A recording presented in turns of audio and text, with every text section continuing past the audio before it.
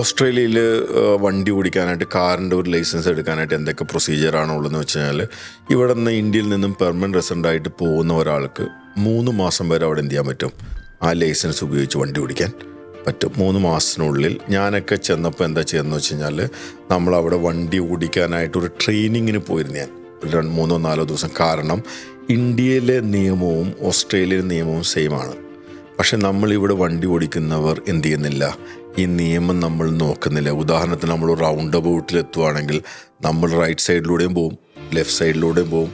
Left സൈഡിലൂടെയാണ് നമ്മൾ ശരിക്കും പോകേണ്ടത്. പക്ഷെ നമ്മൾ റൈറ്റിലുള്ളവർക്ക് ഗിവ് ഒന്നും കൊടുക്കാറില്ല. നമ്മൾ ഇങ്ങനെ കയറിപ്പോവും, ബാക്കിലുള്ളവരും കയറിപ്പോവും. പക്ഷെ ഓസ്ട്രേലിയ അങ്ങനെയല്ല. നമ്മൾ റൗണ്ട് അബൌട്ടിലെത്തിയാൽ അവിടെ നമ്മൾ പതുക്കെ വണ്ടി ചവിട്ടി നിർത്തുകയും റൈറ്റ് സൈഡിൽ നമ്മുടെ റൈറ്റ് സൈഡിൽ വണ്ടി ഉണ്ടെങ്കിൽ അവർക്ക് കയറി പോകാനായിട്ട് അവസരം കൊടുക്കുകയും ആ അവസരം കൊടുക്കുന്ന സമയത്ത് നമ്മുടെ വേറെ തൊട്ടപ്പുറത്തെ റൂട്ടിൽ നിന്നും ഈ റൗണ്ട് അബൌട്ടിൽ കയറിയ ആളുടെ റൈറ്റ് സൈഡിലാണ് നമ്മൾ നിൽക്കുന്നത്.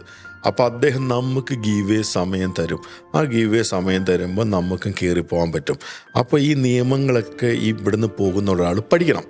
അതിനെ ഞാൻ അഡ്വൈസ് ചെയ്യുന്നത്, ഇപ്പോൾ ഇവിടുന്ന് സ്റ്റഡിക്ക് പോകുന്ന സ്റ്റുഡൻ്റായിട്ട് പോകുന്നവരാണെങ്കിലും പെർമനൻറ്റ് റെസിഡൻ്റായിട്ട് പോകുന്നവരാണെങ്കിലും നല്ലൊരു ഫേമിൽ ഡ്രൈവിംഗിൽ പഠിപ്പിക്കുന്ന സ്ഥലത്ത് പോയിട്ട് ഒരു 3-4 ദിവസം ട്രെയിനിങ് എടുത്തിട്ട് ടെസ്റ്റ് അടിക്കാനായിട്ട് പോകണം.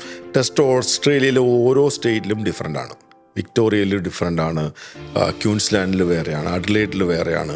ഇപ്പോൾ എക്സാമ്പിൾ പറയുകയാണെങ്കിൽ ക്യൂൻസ്ലാൻഡിൽ ഓട്ടോമാറ്റിക് ഓടിച്ച് കാണിച്ചാൽ ഓട്ടോമാറ്റിക്കിൻ്റെ ലൈസൻസാണ് കിട്ടുള്ളൂ. വിക്ടോറിയയിൽ അതിപ്പോൾ ഓട്ടോമാറ്റിക് വണ്ടി മാത്രം ഓടിക്കാൻ പറ്റുള്ളൂ. വിക്ടോറിയയിൽ ഓട്ടോമാറ്റിക് ഓടിച്ച് കാണിച്ചാൽ കാർ ഓടിക്കാനുള്ള ലൈസൻസാണ് കൊടുക്കുന്നത്. അത് ഓട്ടോമാറ്റിക് ആണെങ്കിലും ഓടിക്കാൻ പറ്റും, അതുപോലെ തന്നെ മാനുവൽ ആണെങ്കിലും ഓടിക്കാൻ പറ്റും. അങ്ങനെ സ്റ്റേറ്റ് ടു സ്റ്റേറ്റ് കുറേ ഡിഫറൻറ്റുകളെല്ലാം ഉണ്ട്. എന്തായാലും ഇവിടുന്ന് പോകുന്ന ആൾക്കാർ പഠിക്കാനോ സ്റ്റഡിക്കോ അതുപോലെ തന്നെ മൈഗ്രേഷനായിട്ട് ചെയ്ത് പോകുന്ന ആൾക്കാർ അവിടെ കുറച്ച് ദിവസം ഒരു ട്രെയിനിങ് എടുത്തിട്ട് ടെസ്റ്റിന് പോകുന്നതായിരിക്കും നല്ലത്. ഇപ്പോൾ എൻ്റെ സ്ഥാപനത്തിൽ നിന്ന് ഞാനായിട്ട് ബന്ധപ്പെട്ട് പഠിക്കാൻ പോകുന്ന കുട്ടികൾക്കും അതുപോലെ തന്നെ മൈഗ്രേഷൻ ചെയ്ത് പോകുന്നവർക്കും വളരെ കൃത്യമായ അഡ്വൈസ് ഇതുമായിട്ട് ബന്ധപ്പെട്ടും കൊടുക്കാറുണ്ട്.